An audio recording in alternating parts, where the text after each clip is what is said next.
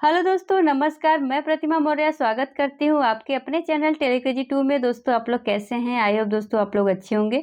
दोस्तों, आज मैं आप लोगों के लिए प्यारा सा कजरी गीत लेके आई हूँ। अगर आपको हमारी ये कजरी पसंद आती है तो एक प्यारा सा कमेंट जरूर कीजिएगा।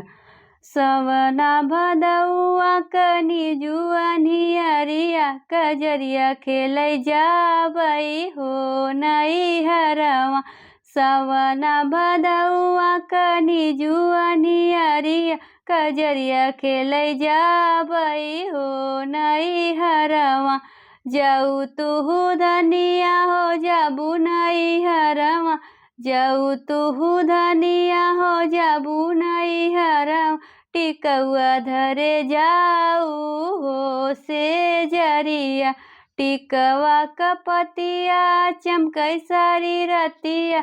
जना तू धन बाड़ू हो से जरिया।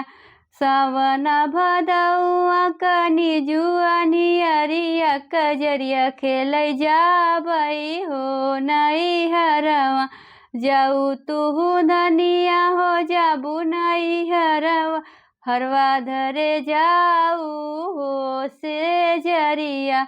हरवा कनगवा चमकै सारी रतिया। जना तू धन बाड़ू हो से जरिया। जना तू धन बाड़ू हो से जरिया।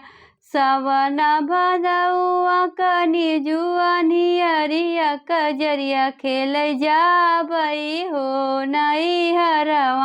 जाऊ तुहु धनिया हो जाऊ नई हरवा। कर धनिया धरे जाऊ हो से जरिया। जाऊ तुहु धनिया हो जाऊ नई हरवा। कर धनिया धरे जाऊ हो से जरिया। कर धन कठप्पा चमकै सारी रतिया। जना तू धन बाड़ू हो से जरिया।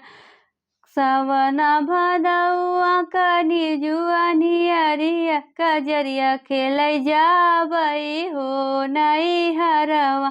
जाऊ तुहु धनिया हो जाऊ नई हरवा। छगलवा धरे जाऊ हो से जरिया। छगला का घुघरू बाजे सारी रतिया। जना तू धन बाड़ू हो से जरिया। सवना भदौआ कनी जुआरी हरिया कजरिया खेलै जाबई हो नई हरवा। सवना भदौआ कनी जुआनी अरिया कजरिया खेलै जाबई हो नई हरवा। दोस्तों, अब मिलते हैं नेक्स्ट वीडियो में एक नई कजरी के साथ। तब तक के लिए जय हिंद, वंदे मातरम, राधे राधे।